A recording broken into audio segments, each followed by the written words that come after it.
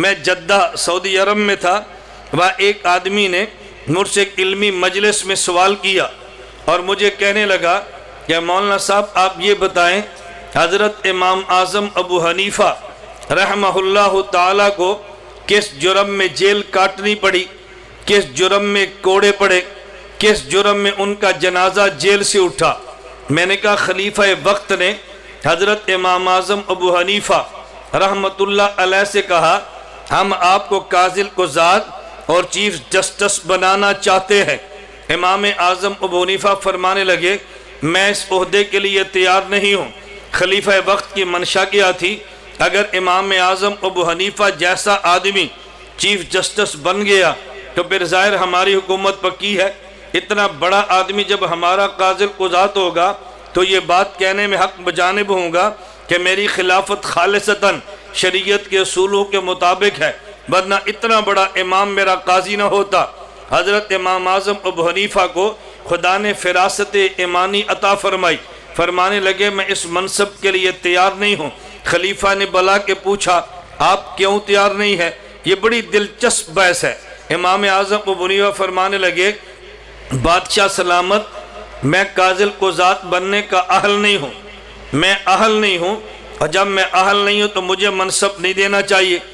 اب بادشاہ کہنے لگا آپ چیف جسٹس بننے کے اہل ہیں۔ امام صاحب نے فرمایا کہ میں اہل نہیں ہوں۔ اس نے کہا جی آپ اہل ہیں۔ امام صاحب فرمانے لگے اچھا خلیفہ وقت اب دو باتیں، میں کہتا ہوں میں چیف جسٹس بننے کا اہل نہیں، آپ فرماتے ہیں کہ تم اہل ہو۔ یہ جو میں نے جملہ کہا میں چیف جسٹس بننے کا اہل نہیں ہوں، یا میں سچ کہہ رہا ہوں یا میں جھوٹ کہہ رہا ہوں؟ یہ بڑا نکتہ سمجھیں۔ میں جو کہتا ہوں میں چیف جسٹس بننے کا اہل نہیں ہوں، آپ کہتے ہیں کہ تو اہل ہے، میں کہتا ہوں میں اہل نہیں ہوں، میں سچ بولتا ہوں یا جھوٹ بولتا ہوں؟ دو ہی صورتیں ہیں۔ اگر میں سچ بولتا ہوں تو واقعتاً میں اہل نہیں ہوں، نہ اہل کو چیف جسٹس نہیں بنانا چاہیے، اور اگر میں اہل ہوں اور جھوٹ بولتا ہوں تو جھوٹے آدمی کو بھی چیف جسٹس نہیں بنانا چاہیے۔ تو مجھے آپ کیسے چیف جسٹس بنائیں گے؟ میں کہتا ہوں میں اہل نہیں ہوں، آپ کہتے ہیں اہل ہے۔ اگر میں سچ بولتا ہوں میں اہل نہیں ہوں تو نہ اہل کو چیف جسٹس تھوڑے ہی بناتے ہیں، اور اگر میں جھوٹ بولتا ہوں تو جھوٹے آدمی کو چیف جسٹس بنا نہیں سکتے، جھوٹا آدمی قاضی کیسے ہو سکتا ہے؟ اب بادشاہ دلیل کے سامنے امام صاحب کے سامنے خاموش ہو گیا، لیکن بادشاہ وقت تھا، کہا جی کوڑے مارو، امام صاحب نہیں مانے، جیل میں ڈال دو، امام صاحب نہیں مانے، بالآخر زہر ڈال دے کے شہید کروا دیا گیا، امام صاحب پھر بھی نہیں مانے۔ مجھے وہ جدہ میں ایک شخص کہنے لگا کہ مولانا یہ بتائیں اس امت کا پہلا چیف جسٹس، اس امت کا پہلا قاضی القضات کون ہے؟ میں نے کہا قاضی امام ابو یوسف، امام اعظم ابو حنیفہ کے شاگرد۔ اب ان کا سوال مجھے کہنے لگے اگر چیف جسٹس بننا ٹھیک تھا تو امام ابو حنیفہ کیوں نہیں بنے، اور اگر چیف جسٹس بننا غلط تھا تو امام صاحب کے سب سے بڑے شاگرد امام ابو یوسف کیوں بنے ہیں؟ اگر ٹھیک تھا تو خود کیوں نہیں بنے، اور غلط تھا تو کام ان کے شاگرد نے کیوں کیا ہے؟ اب آدمی ٹھیک کہے تو پھر پچھتا ہے، اگر غلط کہے تو پھر پچھتا ہے۔ میں نے اس سے کہا ان کا جواب میرے پیغمبر کی زندگی میں مل جاتا ہے۔ مجھے کہنے لگا جی وہ کیسے؟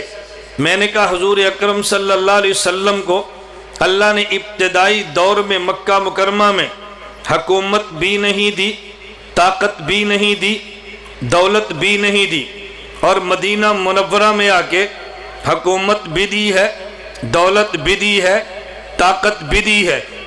اب مجھے بتاؤ اگر یہ تینوں چیزیں ٹھیک تھیں تو مکہ مکرمہ میں کیوں نہیں دی، اور اگر یہ تینوں چیزیں غلط تھیں تو پھر مدینہ منورہ میں کیوں دی ہیں؟ اگر ٹھیک تھی تو مکہ مکرمہ میں کیوں نہیں دی، اور اگر غلط تھی تو مدینہ منورہ میں کیوں دی ہیں؟ اب اس کے پاس تو جواب نہیں تھا۔ اس نے کہا جی میں نے آپ سے سوال کیا ہے، آپ نے الٹا مجھ پہ سوال کر دیا ہے۔ میں نے کہا تجھے اس سوال کا جواب ملا تو اس سوال کا جواب بھی ملے گا۔ مجھے کہتے ہیں جی دونوں کا جواب آپ دے دیں۔